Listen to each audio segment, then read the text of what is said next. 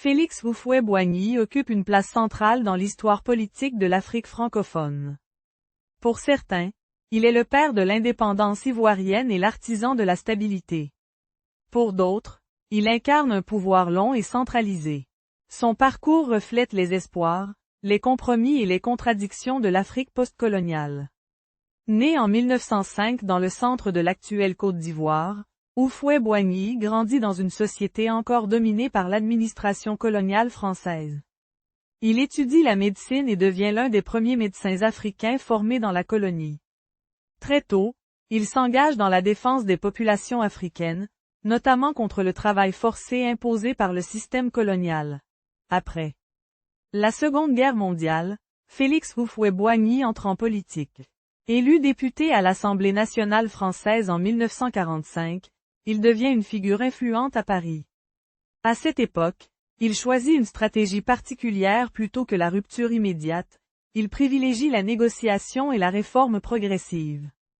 Il participe à l'abolition du travail forcé dans les colonies françaises, une avancée majeure pour des millions d'Africains.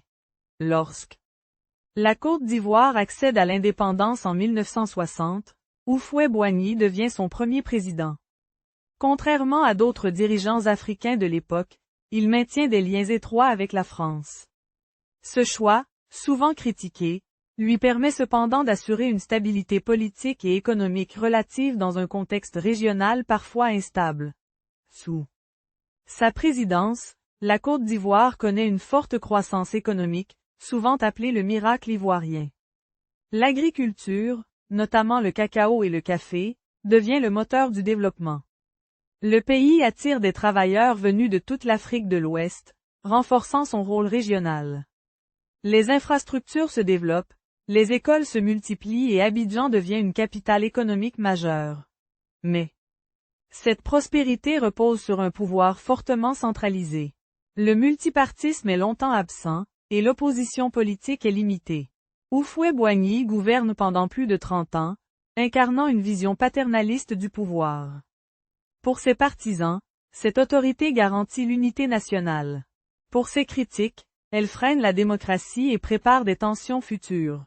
Dans les années 1980, la situation économique se détériore. La baisse des prix des matières premières fragilise le modèle ivoirien. Le pays entre dans une période plus difficile, marquée par l'endettement et les premières contestations politiques. Sous la pression intérieure et internationale, le multipartisme est finalement autorisé au début des années 1990. Félix Houphouët-Boigny meurt en 1993, après avoir dirigé la Côte d'Ivoire pendant 33 ans. Sa disparition marque la fin d'une époque. Très vite, le pays est confronté à des défis majeurs liés à la succession, à l'identité nationale et à la cohésion sociale. Ces tensions montrent que la stabilité obtenue sous son règne reposait en grande partie sur sa personne. Aujourd'hui encore, l'héritage de Houphouët-Boigny divise. Il reste pour beaucoup un symbole de paix, de dialogue et de construction nationale. Pour d'autres, il incarne les limites d'un pouvoir trop concentré. Son parcours rappelle que l'indépendance n'est pas seulement un acte politique, mais un processus long, fait de choix difficiles et de compromis durables. Si tu aimes ce genre de chronique, abonne-toi pour ne rien manquer. Une nouvelle vidéo tous les mercredis à 18 h.